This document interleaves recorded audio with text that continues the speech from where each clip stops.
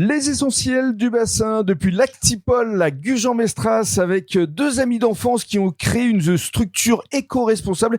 Et ça nous parle évidemment aux essentiels du bassin avec les perles du bassin. Il s'agit de la structure CalX. Je suis ravi d'accueillir Douglas Bertin, bonjour. Bonjour. Et Quentin Germe, bonjour. Bonjour à tous. Alors effectivement, vous êtes deux amis d'enfance. Vous vous êtes rencontrés au lycée, c'est ça Douglas? Ouais, sur les bancs du lycée, entre midi et 2 pour manger notre casse-croûte.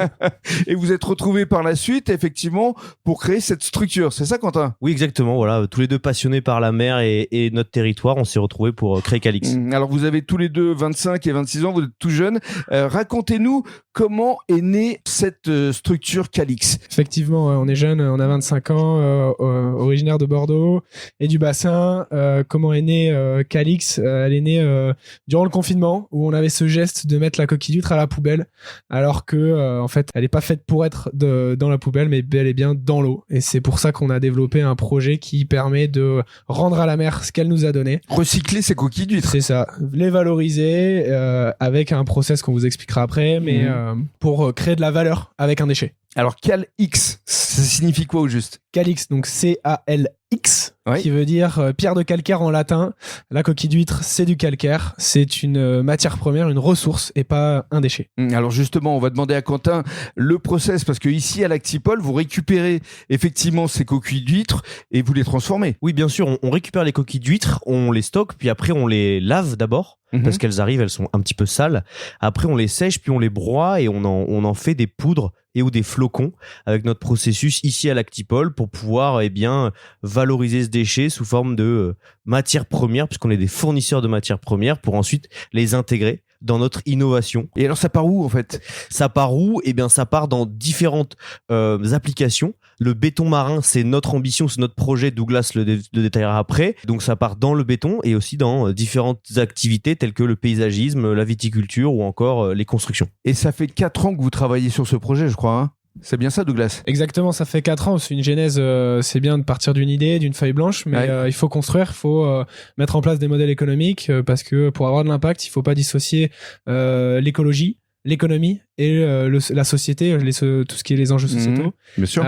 Et du coup, on est parti en fait d'un constat, et aujourd'hui, on en fait des produits. Donc, on a développé un ciment 100% naturel qui permet de remplacer le ciment traditionnel chauffé à 1500 degrés. Et alors, vous travaillez avec qui exactement? Là, aujourd'hui, on a l'échelle de R&D sur ce ciment-là, donc recherche et développement. Okay. Donc, on a encore des mois de recherche et développement avant de commercialiser de manière standard ce ciment-là. Par contre, aujourd'hui, sur l'Actipol ici, on vend de la coquille d'huître pour des marchés comme le paysagisme, la viticulture, comme le disait Quentin. Et c'est très large. On va faire du plastique, de la peinture, de la cosmétique, des tables, du mobilier, etc. Et alors, vos ambitions, vos perspectives, justement, c'est de travailler avec qui? Comment?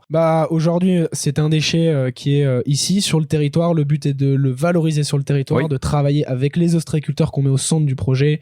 Et l'enjeu ici, c'est de travailler avec les collectivités, avec le territoire pour réindustrialiser, redynamiser, employer et valoriser ces déchets sur des applicatifs où la coquille d'huître est performante. L'idée, c'est de travailler avec les mairies, avec le CIBA, pourquoi pas, ici sur le bassin. CIBA, mairie, intercommunalité, tous les acteurs qui sont de loin ou de près proches de cette coquille d'huître et de ces applicatifs. Oui. Parce qu'aujourd'hui, Quentin, vous êtes combien ici à travailler sur site?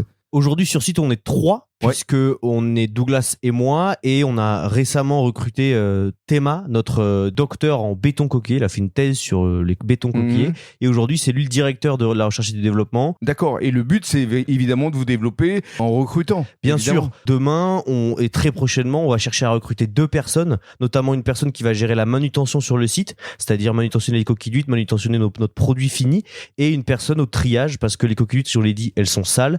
Il n'y a pas que des coquilles, il y a des morceaux de plastique, de métaux, etc., etc. Il faut les trier pour avoir une qualité de produit fini. Alors, qu'est-ce que vous vous dites là tous les jours en vous levant? Vous êtes fier de ce que vous avez créé? Vous avez envie de plus, forcément? Aujourd'hui, on se dit qu'on a un très joli challenge entre les mains. Et moi, j'ai jamais été personnellement aussi heureux dans ma vie professionnelle que maintenant.